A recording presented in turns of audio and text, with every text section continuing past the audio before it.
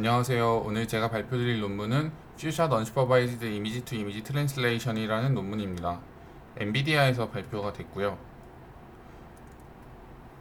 먼저 논문의 리절트를 간단히 보여드리면은 지금 이 그림이 이렇게 반으로 중간 정도에 잘려 있는데 윗부분에가 이제 애니멀 페이스라는 데이터셋을 이용해서 만든 거고 아래 같은 경우에는 이제 버드라는 새들 모아놓은 데이터를 가지고서 만들어낸 결과입니다.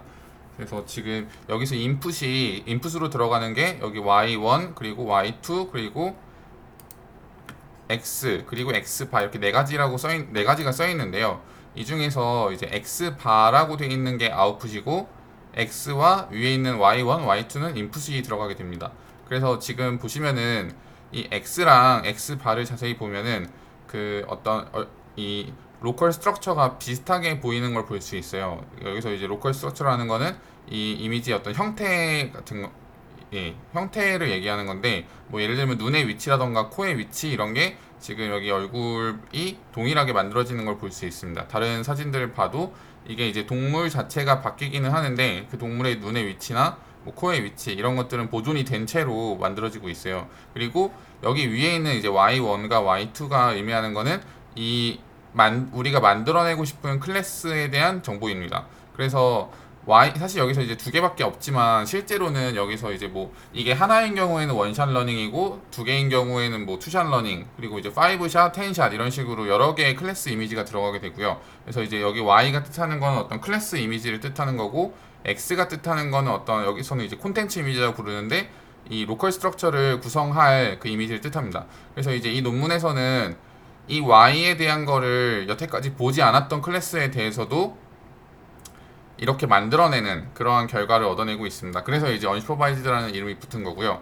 퓨샷인 이유는 여기 이제 Y라는 새로운 클래스에 대한 이미지를 몇 장을 보여줘도 얘가 이거를 잘 만들어낼까 이거를 가지고 한 게 들어있기 때문에 퓨샷 언슈퍼바이즈드 이미지 투 이미지 트랜슬레이션이라는 이름이 붙게 됐습니다.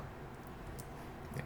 여기는 이제 프로젝트 페이지에 나와 있는 그 GIF 파일을 가져왔는데 네, 보시다시피 이미지를 잘 만들어내는 걸 확인할 수 있습니다. 그리고 사실 여기서 제안한 이 논문의 이러한 어떤 트라이가 기존의 다른 논문에 이와 아예 동일한 걸 했던 게 없었던 것 같아요. 그래가지고 여기서 이제 베이스라인을 세팅할 때도 다른 논문들 여기 보이는 게 뭐 사이클겐도 있고 유닛, M유닛, 뭐 스타겐 이런 것들이 있는데 이런 논문들을 그냥 사용한 게 아니라 왜냐면 이 논문은 여기 나와 있는 이 논문들은 이러한 태스크를 하는 논문이 아니거든요. 그래가지고 이거를 약간 변형을 시켜서 이제 그 결과를 낼 수 있도록 만들었는데 네, 여기 이제 정량적인 결과를 좀 보면은 여기 이제 제안하는 논문의 아키텍처를 여기서는 퍼닛이라고 부르고 있어요. 이 퍼닛이라는 게 다 좋은 성능을 얻었다라는 것을 보여주고 있습니다. 그래서 이 논문을 발표드리기 전에 간단하게 먼저 서머리를 하면은 이 논문은 이제 제목과 같이 Unsupervised Image to Image Translation이라는 방법을 제안을 하고 있어요.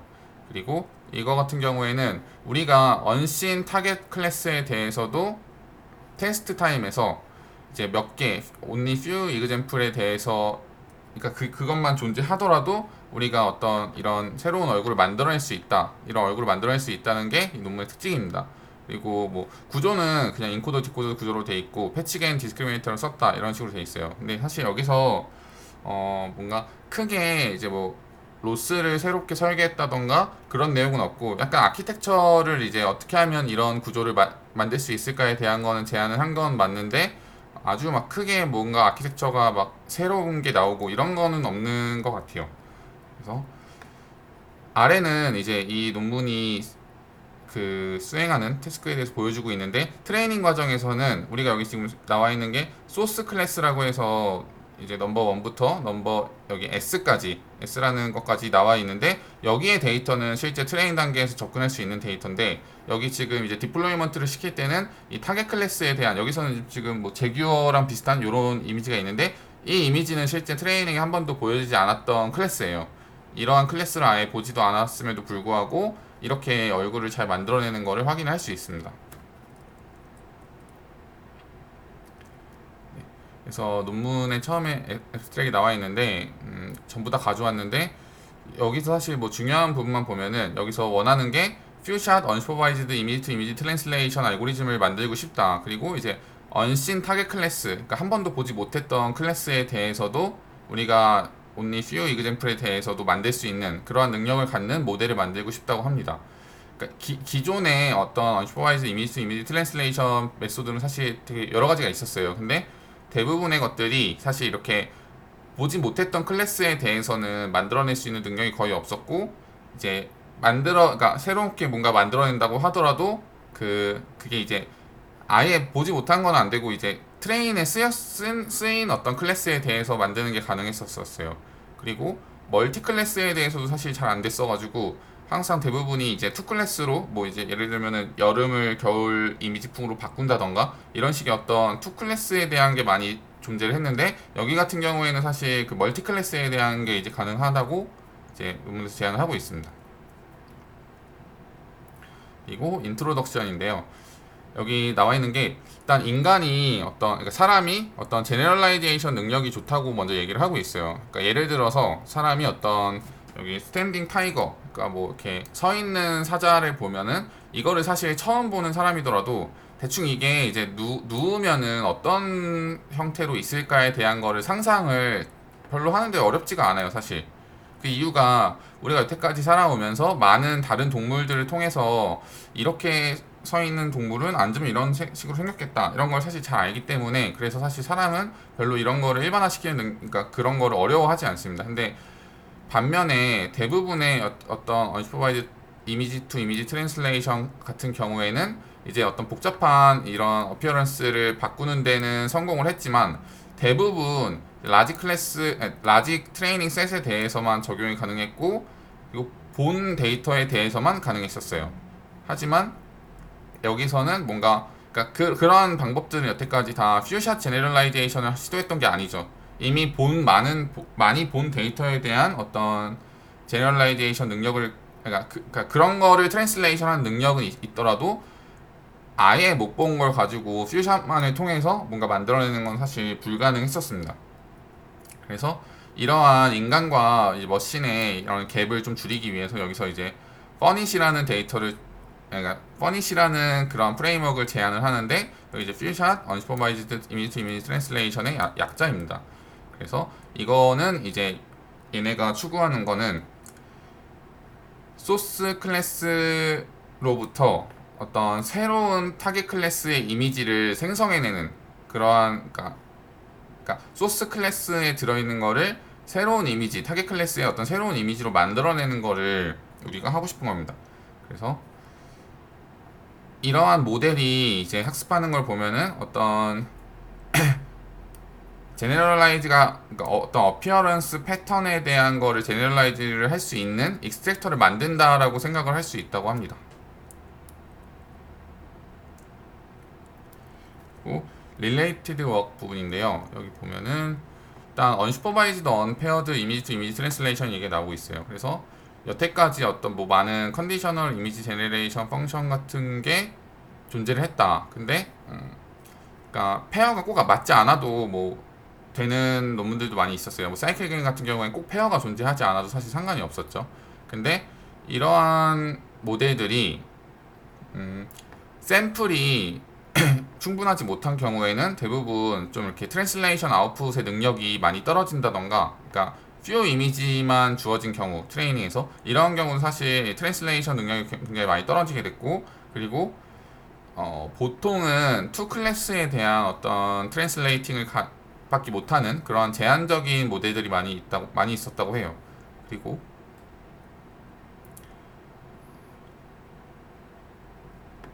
여기서는 이제 가정하기를 소스 클래스의 이미지는 굉장히 많은, 그러니까 소스라는 거는 이제 우리가 사용할 어떤 데이터, 이미 알고 있는 데이터는 많다고 하지만 타겟 클래스 이미지에 대해서는 몇 점 없다는 가정을 하는 거예요. 우리가 아까 사람이 새로운 뭐 호랑이를 새로운 동물을 봤다고 했을 때 그런 것처럼. 그래서 트레이닝을 할 때는 이제 소스 클래스에 다 접근할 수 있지만 이제 인퍼런스, 그러니까 테스트 타임에서는 타겟 클래스 이미지는 오직 이제 어떤 few 타겟 클래스 이미지에 대해서만 접근할 수 있다라고 가정을 하고서 모델을 만들었다고 합니다. 그리고 멀티 클래스 unsupervised image to image translation인데, 위에 얘기했던 거랑 좀 내용이 겹치는데 위에서 제가 투 클래스에 대해서만 가능한 한계점이 있다고 얘기를 했는데, 이제 이 논문에서는 이제 클래스의 개수에 제한이 없이 여러 가지 클래스에 대해서도 가능하도록 모델을 만들었다고 합니다.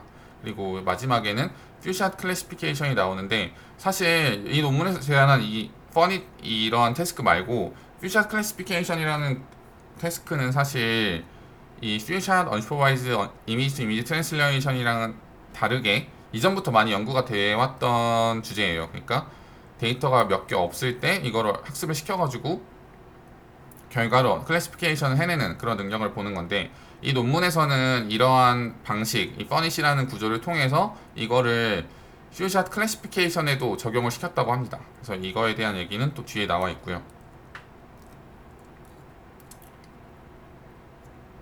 그래서 전체 구조를 다시 보면은 이런 식으로 생겼는데 트레이닝 파트에서는 지금 이렇게 소스 데이터를 가지고서 학습을 시키고 있어요. 근데 지금 보면은 콘텐츠 이미지라는 게 빨간색으로 있고 클래스 이미지스라고 돼 있어요. 그러니까 여러 장의 클래스 이미지가 들어가게 됩니다. 그래서 이거를 받아가지고 이 부분이 아마 이제 제네레이터겠죠. 제네레이터가 이걸 받아서 이렇게 트랜슬레이션을 통해서 새로운 이미지를 만들어내는 이러한 작업을 하게 됩니다.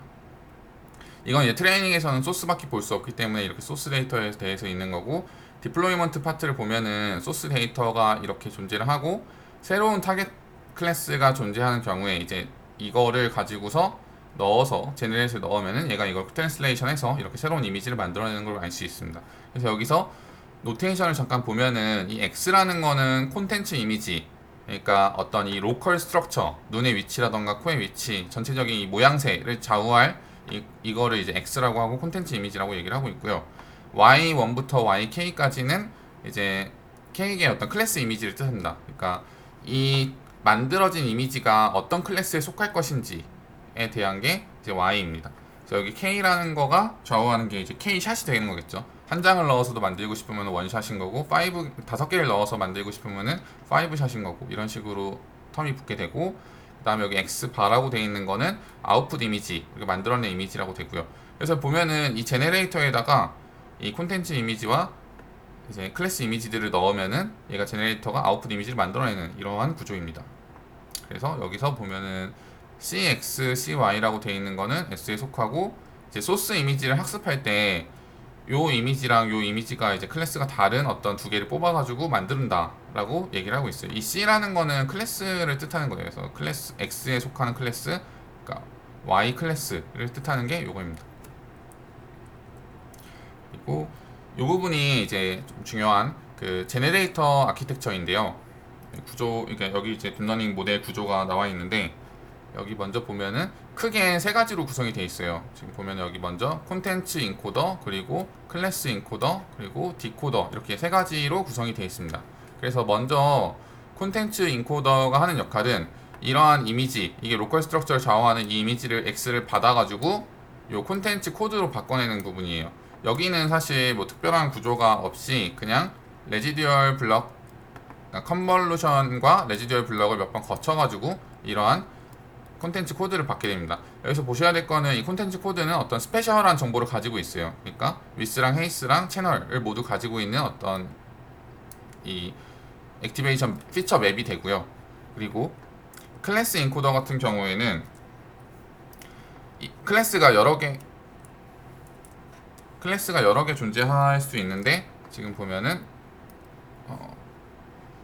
클래스가 여기 하나, 둘 해서 K까지가 있고 이거 근데 여기서 사실 논문에서 제가 좀 보면서 헷갈렸던 거는 지금 여기는 이게 이런 식으로 그림이 그려져 있는데 이게 실제로 아키텍처를 K개를 만든다는 건지 아니면은 이 클래스 이미지가 어떤 쉐어드된 인코더 하나에 들어가서 그 어떤 값을 뽑은 다음에 그걸 가지고 여기서 이제 민을 구한다는지 이거에 대한 얘기가 정확하게 논문에 써있지가 않아서 사실 그 부분은 제가 확인을 못했습니다. 그래서 아마 제 생각에는 하나를 만들어도 될 것 같다고 생각이 드는데 왜냐면 이 순서가 중요하지가 않잖아요. 지금 여기 하나 1부터 K까지 들어가는 게. 그래서 어쨌든 이 콘텐츠 인코더에 이러한 클래스 이미지가 들어가면은 컨볼루션을 여러 번 거치고 에버리지 풀링을 쳐서 이제 여기에 어떤 벡터를 뽑아내게 되고요. 이 벡터가 이제 하나만 쓰일 거면은 이제 민을 뭐 굳이 안 해도 되겠죠. 근데 이제 여러 개 K샷에 어떤 이미지가 들어오게 되면은 이 값을 전부 다 민을 한 걸 우리가 클래스 코드라고 여기서 얘기를 하고 있습니다. 이 클래스 코드는 어떤 스페셜한 정보를 담고 있지 않죠. 왜냐하면 여기 플레이 커넥트는 아니지만 이 에버리지 풀링을 거치면서 이런 스페셜한 정보가 많이 사라진 상태예요. 그래서 바라는 거는 이 클래스 코드에는 어떤 클래스에 대한 정보를 많이 담고 있기를 원하는 거겠죠. 그리고 이거를 그냥 사용하는 건 아니고 풀리 커넥티드를 이렇게 뭐 3번 거쳐서 나온 어떤 민값이랑 시그마를 가지고서 우리가 여기다가 디코더 파트에다가 이게 이미지를 넣게 됩니다. 그래서 넣을 때 보면은 콘텐츠 코드랑 이 클래스 코드에서 풀리 커넥티드 몇 번 거친 요 뮤랑 스탠다드 디비에이션 이거를 가지고서 이걸 합치는 과정이 여기서 이제 어댑티브 인스턴스 노멀라이제이션이라는 거를 가지고서 합치고 있어요. 그래서 이거는 다음 장에서 다시 자세히 설명을 드릴 거고, 어쨌든 이 콘텐츠의 이 클래스에 대한 정보가 잘 녹아들 수 있도록 어댑티브 인스턴스 노멀라이제이션을 통해서 2번을 거치게 되고, 또 이제 컴브를 통해서 업스케일링을 해가지고 다시 이제 이미지로 만드는, 이게 전체 제네레이터의 아키텍처 구조입니다. 여기서 그러면 이제 어댑티브 인스턴스 노멀라이제이션이 뭔가를 봐야 되는데, 제가 엔비디아 논문을 여러 번 발표를 하다 보니까 여기서 나오는 내용들이 거의 비슷하더라고요. 근데 제가 이제 PR 131번이랑 PR 154번에서 발표를 했던 내용에서 이 컨디셔널 노멀라이제이션 레이어라는 개념이 나오게 돼요. 그래서 컨디셔널 노멀라이제이션 레이어라는 거는 일반적으로 우리가 알고 있는 노멀라이제이션 같은 경우에는, 그러니까 어떤 학습을 더 안정적으로 하기 위해서 보통 뭐 예를 들면 가장 유명한 배치 노멀라이제이션 같은 경우에는 학습을 안정적으로 잘 하기 위해서 쓰게 되는데, 그래서 노멀라이제이션 파트가 있고 그 다음에 다시 그걸 업스케일링 하는 파트가 있어요. 근데 그러한 노멀라이제이션 레이어들은 기본적으로 언컨디셔널이에요. 왜냐하면 이제 외부에서 어떤 데이터가 사용되지 않고 그냥 내가 가지고 있는 어떤 피처 맵에서의 노멀라이제이션을 시키는 방법이기 때문이죠. 근데 이 컨디셔널 노멀라이제이션이라는 거는 어떤 익스터널 데이터를 받아가지고 이러한 피처 맵이 들어왔을 때 얘를 먼저 한번 노멀라이제이션 하고 그 다음에 익스터널 데이터를 이 피처 맵에다가 어떻게 입히는, 어떤 스타일을 입히는 개념이라고 생각을 하시면 됩니다. 그래서 컨디셔닝을 주는데, 이 컨디셔닝을 주는 방법은 뭐 각각의 방법마다 다 다르겠죠. 그 중에 하나가 제가 방금 말씀드린 이 어댑티브 인스턴스 노멀라이제이션이라는 내용입니다. 이 내용 같은 경우에는 스타일 제네레이터에서 쓰였고요. 여기 이제 스타일 겐이라고 부르는 이 스타일 겐을 쓰였는데, 과정을 잠깐 보면은 이거는 스타일 겐 부분에서 떼온 거예요. 그래서 먼저 이 X라는 게 이제 피처 맵인데, 이 X라는 거를 채널 단위로 노멀라이제이션을 시켜요. 그래서 채널 단위의 어떤 민값이랑 채널 단위의 어떤 민값이랑 스탠다드 디비에이션을 구합니다. 그래서 이 부분이 이제 노멀라이제이션 한 부분이죠. 일반적으로 우리가 뮤를 빼고 스탠다드 디비에이션 나누는 이 과정이 노멀라이제이션 한 거고, 그 다음에 여기다가 아까 전 장에 있었던 지금 여기 써있는 이 뮤랑 시그마를 가지고서, 뮤랑 시그마가 여기랑 여기에요. 이게 시그마고 이게 뮤겠죠. 다시 디노멀라이제이션을 해주는 파트입니다. 그래서 아까 전에 클래스 이미지에 대한 어떤 클래스 코드를 이렇게 입혀가지고 다음번 레이어로 넘겨주는 그 과정을 아까 이제 2번 거치게 됐었죠. 이렇게 되면은 이제 클래스 코드가 그러니까 콘텐츠 코드에 녹아들어서 그 클래스가 이제 거기 이미지에 들어가게 되는 그러한 과정입니다. 그래서 이 부분이 노멀라이제이션, 그리고 다시 이렇게 하는 부분이, 이 스케일링 업 하는 부분이 디노멀라이제이션이라고 생각하시면 됩니다. 이 디노멀라이제이션이 이 컨디셔닝이고요. 그래서 이 발표 자료를 보시면은 이제 이 컨디셔널 노멀라이제이션 레이어들이 어떤 게 있는지 좀 더 자세히 보실 수 있습니다. 그래서 이 퓨샷 이미지 트랜슬레이터가 작동하는 원리를 다시 한번 보면은 콘텐츠 인코더와 클래스 인코더, 디코더 이렇게 3가지로 구성이 되어 있다고 되어 있고요.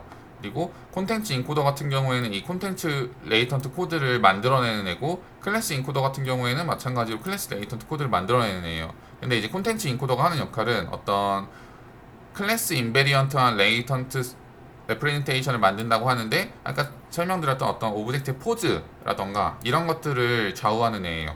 그리고 클래스 인코더 같은 경우에는 어떤 오브젝트 어피어런스, 그러니까 실제 클래스라고 우리가 생각하는 그러한 내용이겠죠. 그래서 클래스 스페시픽한 레이턴트 리프레젠테이션을 만든다고 생각하시면 됩니다. 그리고 디코더 같은 경우에는 이 둘을 합치는 경우인데, 클래스 이미지 같은 경우에는 어떤 글로벌 룩을 컨트롤하는 거고, 반면에 콘텐츠 이미지 같은 경우에는 어떤 로컬 스트럭처, 예를 들면은 뭐 눈의 위치라던가 이런 것들을 좌우하는 애라고 합니다. 이거를 이제 유지하면서 만들어내는 게 디코더의 역할이고요. 이게 전체적으로 이렇게 노테이션으로 쓸 수 있는데, 이게 그래가지고 그 제네레이터가 하는 역할이죠.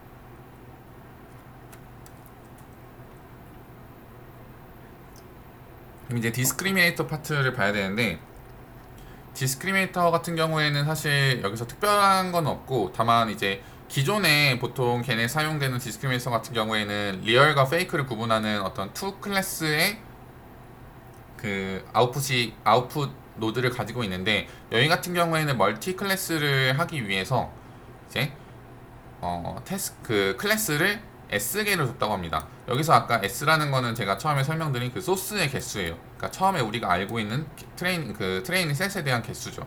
그래서 이거를 가지고서 학습을 하게 된다고 합니다.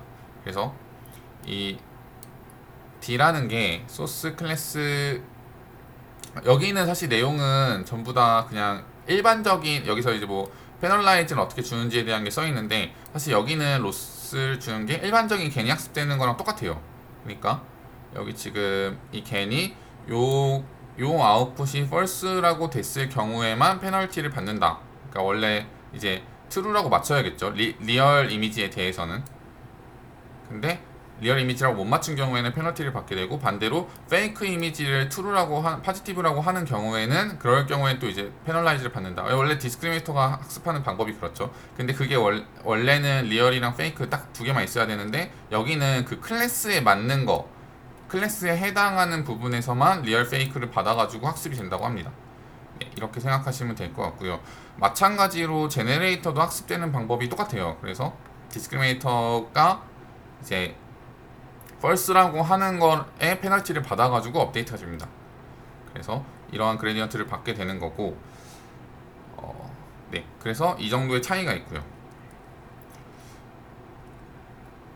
여기서 이제 학습되는 오브젝티브 펑션에 대한 얘기인데, 다른 겐 논문들과 같이 미니맥스 문제를 풀고 있고, 겐 로스랑 그 다음에 리컨스트럭션 로스, 그리고 피처 매칭 로스, 이렇게 세 가지로 구성이 되어 있습니다. 여기는 이제 그것들을 얼만큼씩 할지에 대한 하이퍼 파라미터도 존재하고요. 그래서 갤로스 같은 경우에는 사실 기존의 갤로스랑 똑같은데, 여기 이런 게 위에 붙어 있는 이유가 이제 아까 클래스에 해당하는 거에 대해서만 학습이 돼야 되기 때문에, 그래서 오로지 바이너리 프레딕션 스코어에 대해서만 반응을 한다라고 되어 있습니다. 그리고 리컨스트럭션 로스라는 게 있는데, 여기서 사실 다시 그림을 보면은 리컨스트럭션이 어떤 게 되는지가 사실 이상해요. 왜냐면 지금 보면은 요 이미지랑 요 이미지를 인풋으로 받아서 우리가 만들고 싶어하는 요 이미지는 사실 어떤 새로운 얼굴이에요, 완전. 그러니까 사실 얘랑도 리컨스트럭션 하기도 좀 이상하고, 반대로 얘도 마찬가지로 이상해요. 얘랑 같지가 않죠. 그래서 여기서는 지금 얘기를 하고 있는 게, 만약에 그 우리가 넣는 이 소스 이미지, 그러니까 콘텐츠 이미지랑 클래스 이미지가 정확하게 같은 경우에는 이러한 리컨스트럭션 로스를 도입하자라고 얘기를 합니다. 그래서 다시 돌아가서, 제가 여기는 지금 콘텐츠 이미지랑 이 클래스 이미지를 다른 걸 넣는 거를 가정하고 있는데, 이 콘텐츠 이미지도 이걸로 넣고 클래스 이미지도 이걸로 넣으면은, 그런 경우에는 완전 똑같이 이렇게 이미지가 만들어지는 걸 원래 기대해야겠죠. 그래서 이러한 경우가 딱 생길 때만 이 로스를 만든다고 하는 것 같아요. 그래서 이 로스 같은 경우에는 제네레이터가 인풋과 동일한 게 만들어지는 걸 원하는 거예요. 그러니까 여기 써 있는 게 same 이미지를 쓰는 경우에 인풋 콘텐츠 이미지와 인풋 클래스 이미지를. 근데 여기서 조금 이제 논문을 보면서 이상했던 거는, 사실 아까 전에 처음에 논문에서는 이 CX랑 CY랑 뭐 다르다라고 돼 있었거든요. 이 X라는 게 콘텐츠고 Y라는 게 클래스인데, 처음에는 논문에서 이렇게 소개를 하는데, 또 여기 와서는 이 컨스트럭션로스를 이렇게 정의를 하고 있어요. 그리고 이게 정확하게 같은 순간에만 로스로 들어간다고 하기에는 딱 오브젝티브 펑션에 이렇게 있어가지고 좀 그것도 뭔가 이상하고요. 어쨌든 이 지금 여기 써있는 글귀는 제가 논문에서 그대로 가져온 건데, 아예 같은 이미지를 넣는 경우에는 우리가 넣는 인풋과 만들어진 아웃풋이 정확하게 같기를 원할 거기 때문에, 그런 때는 이거를 이제 가지고서 이렇게 가지고서 구한다고 합니다. 그리고 마지막에 나와 있는 이 피처 매칭 로스 같은 경우에는 이 보면은 이 DF라는 게 먼저 나오는데 이건 디스크리미네이터에서 마지막 레이어만 따온 거예요. 그러니까 마지막 레이어를 따왔다는 건 어떤 피처를 뽑아낸 능력이 있는 그런 디스크리미네이터를 쓰겠다는 거겠죠. 그리고 이거를 사용을 하는데 여기 지금 이 X 바라는 거는 아웃풋 이미지예요. 우리가 만들어낸 어떤 콘텐츠와 클래스가 섞인 이미지고 지금 요 Y 같은 경우에는 클래스 이미지예요. 근데 우리가 만들고 싶어하는 이미지에는 클래스에 대한 어떤 피처가 많이 들어있기를 원해요. 그렇기 때문에 이 그 만들어냈다고 가정한 이 이미지의 어떤 피처와 우리가 클래스 이미지로 넣는 여러 장의 피처들의 평균이 같아지기를 원하는 거예요. 그래서 여기다가 이렇게 L1 로스를 통해 가지고 이러한 로스를 피처 매칭 로스라고 하고 있습니다. 이게 이제 트레이닝을 레귤라이제이션 해주는 그런 역할을 한다고 해요. 잠깐 다시 설명을 드리면은 그러니까 여기서 요 이미지들에 대한 피처와 요 이미지에 대한 피처의 그를 가지고서 차이를 학습을 하는 거라고 생각을 하시면 됩니다. 네, 그게 이제 피처 매칭 로스고요. 네, 여기는 이제 어떻게 실험을 했느냐에 대한 설명인데 아까 로스의 텀에 곱해져 있던 이 하이퍼 파라미터 두 개가 써 있고 뭐 RMS 프롭을 사용해서 학습률 요걸로 학습을 했다고 합니다. 그리고 힌지 버전의 갤로스를 사용했고 리얼 그레디언트 페널티 레귤라이제이션을 사용했다. 그리고 마지막 제네레이터 같은 경우에는 히스토리컬 에버리지 버전을 사용했다고 합니다. 이런 내용들은 다른 겐에서 이제 착안해서 가져온 내용이고 여기서 이제 봐야 될 게 이 퍼닛 모델을 가지고 사용할 때 K를 1로 사용했다고 해요. 그래서 K를 1로 사용했다는 말은 그러니까 하나의 이미지, 그러니까 두 개의 이미지를 총 합쳤다는 거겠죠. 그리고 테스트를 할 때는 원샷, 5샷, 10샷 이런 식으로 여러 장의 이미지를 넣었다고 합니다. 당연히 생각하기에는 이제 이 클래스가 많이 넣어줄수록 그 피처의 민값을 구하기가 쉬우니까 당연히 더 잘 나오겠죠. 실제로도 잘 나오긴 합니다. 네. 근데 학습을 할 때는 딱 하나만 가지고서 학습을 했다고 해요. 그리고 각각의 이 뭐 트레인은 뭐 64개 콘텐츠 이미지를 가지고 있고 이런 거는 뭐 이제 그냥 학습을 어떻게 했는지에 대한 설명이고 그다음 데이터셋 같은 경우에는 이런 것들이 있는데 여기서 보면 이제 애니멀 페이스라는 거는 원래 데이터셋이 없었던 것 같은데 여기서 이 논문을 쓸 때 이미지넷에서 애니멀 클래스가 붙어있는 이런 것들을 가지고서 이미지를 따왔다고 해요. 그래서 이미지넷에 붙어있는 이러한 동물 사진들을 가지고서 몇 개 레이블을 매긴 다음에 그걸로 오브젝트 디텍션 모델을 만들어서 다시 이렇게 또 얼굴만 따왔다고 해요. 그래서 그렇게 만들어낸 게 뭐 11만 7,574장이고 근데 여기서 봐야 될 게 이제 소스랑 타겟을 119개랑 30개 그러니까 119개는 트레이닝 할 때만 쓰이고 테스트 할 때 실제 이제 제너럴라이제이션 능력이 있는지 확인할 때는 이 30개 이미지를 가지고서 테스트를 했다고 합니다. 버드라는 데이터도 마찬가지로 그냥 새를 모아놓은 데이터인데 이런 개수가 있고 소스 타겟은 각각 444, 111 개수만큼 있다고 하고요. 그리고 플라워나 푸드 같은 경우에도 네, 이렇게 존재를 한다고 합니다. 이런 식으로 클래스 개수가 존재한다고 나와 있고요. 그래서 여긴 베이스라인 부분인데 아까 처음에도 잠깐 말씀드렸는데 사실 이 베이스라인이라고 하기 좀 어려운 게 이러한 논문의 태스크를 적용했던 다른 논문들이 없기 때문에 그래서 이 처음 여기 제안하는 게 이제 스타겐 메소드를 익스텐딩 했다고 해요. 여기 이제 공정하게 하는 부분이랑 공정하지 않게 하는 부분이 있는데 이 부분의 큰 차이점은 공정한 부분에서는 똑같이 트레인에서는 소스 이미지만 보고 테스트에서 타겟 이미지를 쓴다 이건데 언페어한 부분은 그렇게 해서는 만들 수 없는 모델들의 경우인데 그런 경우에는 타겟 클래스에 대한 이미지도 트레이닝에 사용을 했다고 합니다. 그러면 사실 제너럴라이제이션 능력을 갖고 있다고 말하기는 좀 어려울 수도 있겠죠. 어쨌든 여기서는 이러한 비교를 하기 위해서 이렇게 공정한 비교와 불공정한 비교를 했다고 합니다. 그래서 스타겐 메소드 같은 경우에는 스타겐 같은 경우에는 특징이 이제 멀티 클래스에 대한 그러니까 멀티플 어트리뷰트를 트랜스레이션 하는 능력이 가지고 있어요. 그래서 뭐 머리 색깔만 바꾸는 것뿐만 아니라 하나의 모델에서 여러 가지의 어떤 어트리뷰트들을 바꿀 수 있는 능력이 있죠. 그래서 멀티 클래스라는 가정을 가지고 있기 때문에 우리 여기서 베이스라인으로 쓴 것 같아요. 그리고 여기서 이제 근데 스타겐 그러니까 모델 같은 경우에는 소스 클래스 이미지만은 사용을 하는데 이제 문제점이 스타갱 같은 경우에는 클래스를 아예 이제 인풋으로 같이 받게 돼요. 컨디셔닝을. 그러니까 어떠한 클래스를 우리가 바꾸고 싶은 거에 대한 클래스를 인풋으로 받아야 돼요. 근데 문제는 지금 공정하게 하고 있기 때문에 기존에 가지고 있었던 클래스가 예를 들어서 뭐 100개라고 하면은 이제 새로운 클래스가 만약에 뭐 20개예요. 나중에 이 20개를 가지고서 뭔가 만들어야 되는데 스타겐이 학습할 때는 트레이닝 할 때는 분명히 이 100개에 대한 클래스를 원활 인코딩 시킨 걸 가지고서 학습을 했을 거란 말이에요. 그러면은 나중 이 인풋 자체가 그러니까 컨디셔닝을 주는 인풋 자체가 이 100차원일 텐데 이 20차원을 넣어줄 수가 없겠죠. 이걸 학습되지도 않은 새로운 데이터이기 때문에 그래서 나중에 들어온 요 어떤 클래스에 대한 거를 이 100차원에 인베딩을 시켜줘야 돼요. 그래서 뭐 그런 거를 하기 위해서 여기서 뭐 컨브 5 피처를 뽑아온 다음에 뭐 코사인 디스턴스를 구하고 이러한 작업들을 했다고 해요. 소스 이미지로부터 뭐 해가지고 그래서 여기서 얻어낸 게 클래스 어소시에이션이라는 벡터를 얻어냈다고 해요. 그래서 이거를 어떤 스타겐 모델이 이미지를 트랜슬레이션을 할 때 인풋으로 쓰이는 이러한 벡터라고 합니다. 그러니까 이러한 내용들, 그러니까 못 본 데이터에 대한 클래스에 대한 어떤 인코딩을 못하기 때문에 그거를 클래스 어소시에이션 벡터로 바꿔서 이렇게 매핑을 시켰다고 해요. 사실 읽어보기만 하면은 잘 안 될 것 같아요. 어쨌든 그렇고 언페어 같은 경우에는 지금 읽어보면은 타겟 클래스 같은 경우까지 다 이제 트레이닝에 넣어준 경우인데 스타겐 모델은 그냥 이제 아까처럼 학습을 다 시켰다고 하니까 이 120개라면 이거 그냥 다 붙여가지고 처음부터 학습을 시켰으면 됐겠죠. 그러면 사실 뭐 이제 그 인퍼런스 할 때도 특별한 문제가 없기 때문에 그대로 사용을 한 거고 그 다음에 여기서 사용한 게 이제 사이클겐이랑 유닛이랑 엑유닛 이러한 모델들에 대해서 사용을 했다고 합니다.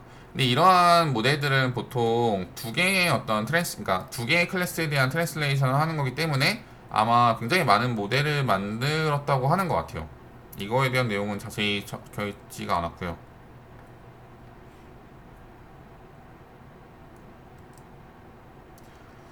그래서 이밸류에이션 프로토콜이라고 해서 나와 있는데 여기는 이제 어떤 식으로 검증을 했냐면은 뭐 랜덤하게 25,000장을 뽑았고 소스 클래스로부터 그 다음에 K개 이미지를 뽑는데 이게 공정하게 다른 거랑 다 비교를 해야 되니까 이제 같은 콘텐츠 이미지에 대해서는 같은 K개 이미지를 사용했다고 해요. 뭐 공정한 비교를 하려면 당연히 그렇게 해야겠죠. 그리고 퍼포먼스 매트릭으로 제한하고 있는 게 이제 크게 두 가지가 있는데 보면은 첫 번째로 트랜슬레이션을 얼마나 타겟 클래스랑 이제 닮았는지 트랜슬레이션 된 결과가 두 번째로는 클래스 인베리언트 콘텐츠가 얼마나 잘 보존이 되어 있는지 이게 아까 얘기하는 그 콘텐츠 이미지가 얼마나 살아있는지에 대한 얘기겠죠. 위에 같은 경우에 타겟 이미지가 진짜 잘 만들어졌는지고 세 번째 같은 경우에는 포토리얼리즘 그러니까 얼마나 이미지가 자연스러운지 그리고 네 번째 같은 경우에는 이 어떤 타겟 클래스에 대한 분포가 얼마나 이미지가 잘 만들어져 있는지 이거를 확인한다고 합니다. 그래서 이제 위에 설명한 네 가지를 이렇게 얘기를 하고 있는데 트랜슬레이션 어큐러시, 콘텐츠 프리저베이션, 포토리얼리즘, 디스트리뷰션 매칭 이렇게 소개를 하고 있어요. 그래서 트랜슬레이션 어큐러시 같은 경우에는 두 개의 모델을 사용했다고 돼 있어요. 여기서 이제 두 개의 어떤 인셉션 V3 모델을 사용했다고 하는데 여기 써 있는 거 보면은 하나는 소스랑 타겟을 전부 다 학습한 애고 다른 애는 타겟만 학습한 애라고 해요. 이게 무슨 차이냐면은 나중에 이제 우리가 트랜슬레이션을 해가지고 새로운 아웃풋을 만들었어요. 그래서 뭐 강아지 사진을 소스 콘텐츠로 쓰고 고양이 사진을 그 클래스로 써서 만들면은 고양이 사진처럼 보여야겠죠. 근데 이 고양이는 학습할 때 못 봤을 거예요. 한 번도. 그러니까 여기서 지금 두 가지 나뉘는데 소스랑 타겟을 모두 학습한 모델은 강아지랑 고양이를 둘 다 알고 있는 애예요. 그러니까 조금만 이게 강아지 같은 게 남아있으면은 강아지라고 해버릴 수도 있는 거죠. 반면에 이 오직 타겟에만 학습이 되는 애는 고양이만 보내요. 이 위에 있는 강아지는 못 받고 그렇기 때문에 고양이를 맞추는데 더 초점이 돼 있겠죠. 그렇기 때문에 얘가 강아지랑 닮았어도 강아지랑 닮았다고 할 수도 없어요. 그렇기 때문에 얘가 이거를 고양이로 맞출 수 있는 확률이 늘어나겠죠. 그래서 성능 면에서는 사실 당연히 뒤에 게 더 잘 나옵니다. 그러니까 어큐러시가 타겟 클래스만 가지고 학습한 게 선택지가 더 적기 때문에 더 잘 나오게 됩니다. 그리고 콘텐츠 프리저베이션이라는 거는 여기서 DIFD라는 이러한 perceptual distance를 가지고서 구했다고 해요. 그래서 이거를 VG 피처를 뽑아가지고 L2 distance를 가지고서 구했다고 합니다. 그리고 포토리얼리즘 같은 경우에는 인셉션 스코어, 디스트리뷰션 매칭 같은 경우에는 FID를 사용했다고 해요. 여기서도 이 인셉션 스코어를 두 가지에 대해서 했는데, 이게 아까 전에 나와있던 이 모든 클래스에 대해서 학습한 애랑 오직 타겟에 대해서 학습한 애, 이렇게 두 가지로 나눠져 있습니다. 여기는 이제 정량적인 비교인데, 제 대부분의 모델들이 다 여기서 좋은 성능을 가지고 있어요. 특히나 이 20개의 샷을 가지고 사용한 경우가 가장 좋은, 당연히 이렇게 갈수록 결과가 좋아지겠죠. 더 많은 클래스 이미지를 볼수록 그것들의 평균의 어떤 클래스 리프레젠테이션을 구하기 때문에, 클래스 코드를 구하기 때문에 당연히 높아질수록 성능이 좋아지는 걸 볼 수 있습니다. 그리고 다른 모델은 특별하게 비교를 할 것도 없을 정도로 굉장히 성능이 다 좋게 나왔어요. 그리고 네, 이거는 이제 결과를 비주얼라이제이션 시켜놓은 건데, 처음에 이 그림을 이거를 이제 동영상으로 보고서 굉장히 신기해가지고 이 논문을 발표를 하게 됐어요. 그래서 이러한 콘텐츠들이 여기에 클래스가 여기 들어가게 되고, 요거에 대한 이 모양새는 그대로 보존이 돼가지고 남아있게 됩니다. 그래서 지금 보면은 이렇게 잘 만들어지고 있죠. 그리고 이거는 플라워 데이터랑 푸드 데이터에 대해서도 만들어지는 거 볼 수 있습니다.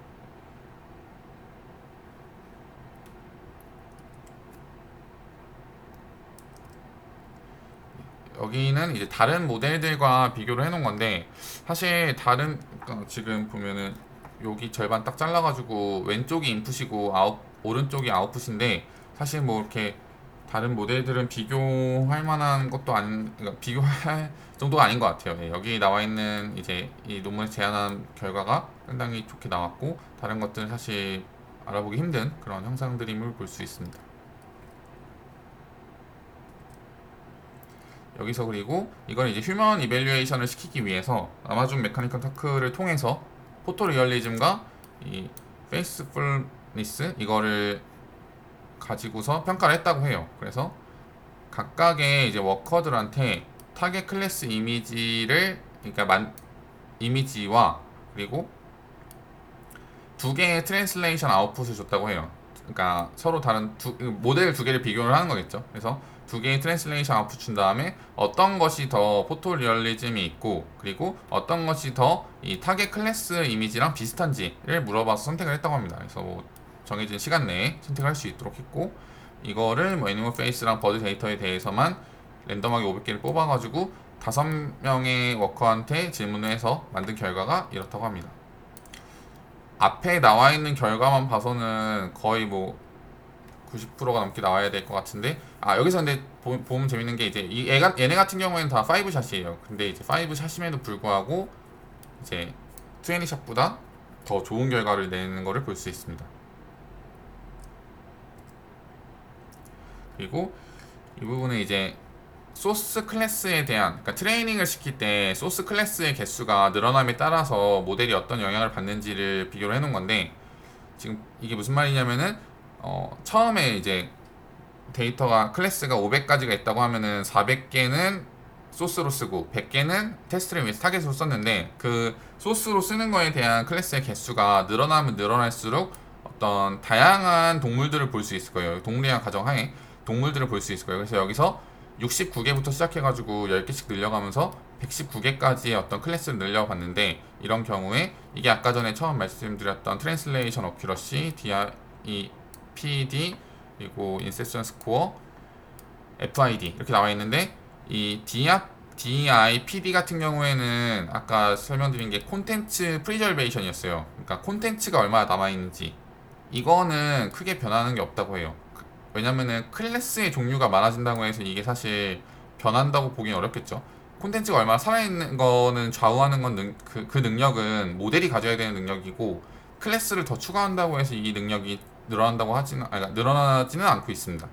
근데 반면에 이러한 트랜슬레이션 어큐러시, 이거는 얼마나 클래스를 잘 이제 입혔냐 이미지에다가 이런 성능인데 이러한 것들은 다 전부 다 좋아지는 거를 볼 수 있습니다. 그래서 요거는 이제 다 원샷에 대해서 애니멀 데이터에 대해서 이제 분석을 한 거고요.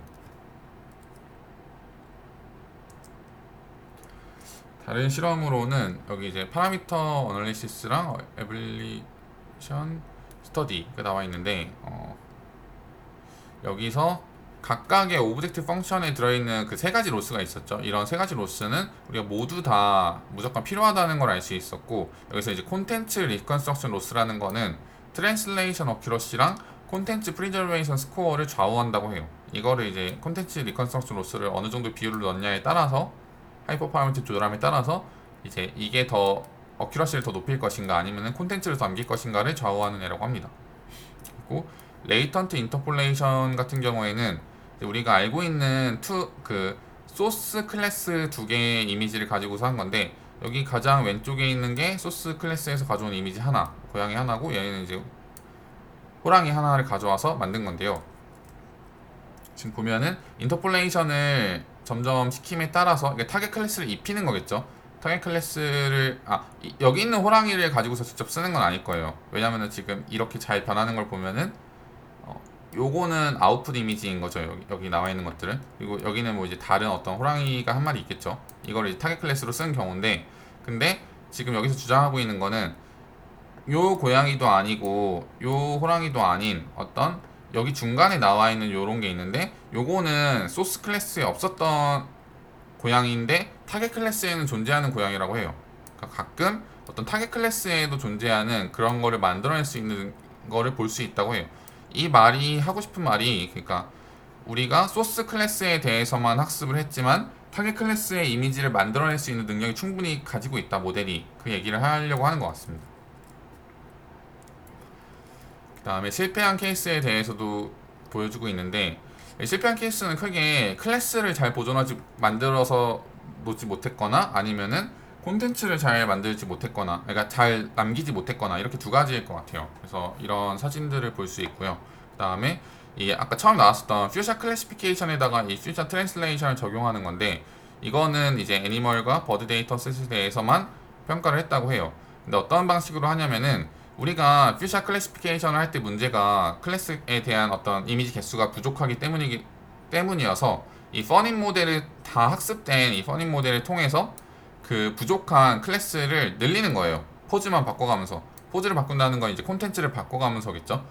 콘텐츠를 바꿔가면서 가지고 있는 클래스를 계속해서 넣어가지고 새로운 이미지를 만들어내면, 그게 만약에 이제 잘 만들어진다고 하면은 우리가 그 클래스에 대한 어떤 새로운 포즈를 가지고 있는 어떤 이미지를 만들어낼 수 있는 거죠.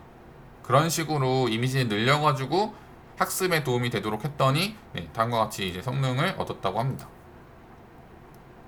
그래서 이건 다른 어떤 퓨처 클래시피케이션 논문과의 비교를 해놓은 것 같아요.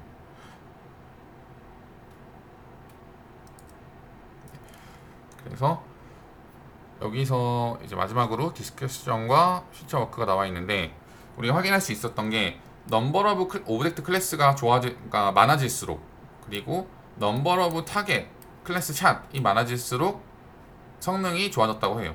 그러니까 이거는 아까 전에 나와 있었던 그 그래프로 나와 있었던 거고, 이 샷이 많아질수록 당연히 더 일반화를 잘 시킬 거기 때문에 이런 결과를 얻는 거를 확인할 수 있었다고 합니다. 그리고 이거는 그냥 우리 모델이 이러한 few example 이미지에 대해서도 어떤 클래스를 테스트 타임에서 언신 클래스에 대해서도 만들 수 있는 능력을 가진다는 것을 보여줬다 라고 얘기를 하고 있고요. 그리고 마지막으로 여기서 이제 좀 한계점을 지적을 하는 게, 이러한 새로운 클래스에 대해서 우리가 소스 클래스에 이제, 그러니까 새로운 클래스가 소스 클래스에 그래도 좀 비슷한 게 있어야지 그러니까 비주얼리 좀 관계가 있는 것들을 가지고 있는 경우에 쉽게 우리가 만들 수 있었다고 해요. 반면에 만약에 이제 새로운 어떤 오브젝트 클래스가 좀 많이 소스 클래스에 있는 것과 다르다. 그러니까 진짜 소스 클래스에는 전부 다 강아지만 놔두고 여기다가는 진짜 무슨 뭐 코끼리 같은 걸 놔두면은, 이런 경우에는 이제 쉽게 트랜슬레이션이 불가능하다. 그러니까 이 논문에서 어떻게 클래스를 나누는지를 정확하게 설명할 수 없었지만 사실 뭐 여기다가는 그러니까 소스랑 타겟에다가 뭐 고양이 종류가 뭐 5개라고 하면 적당히 뭐 3개, 2개 나눠 놓고 이런 식으로 했다면 약간 비슷한 이미지가 소스랑 타겟에 존재를 하는 거겠죠. 근데 그런 경우에만 사실 잘 되고 이게 급격하게 다른 어떤 클래스가 존재하는 경우에는 잘 안 된다고 합니다. 그래서 이거를 퓨처 워크로 제안을 하고 있고요. 제 발표는 여기까지고 들어주셔서 감사합니다.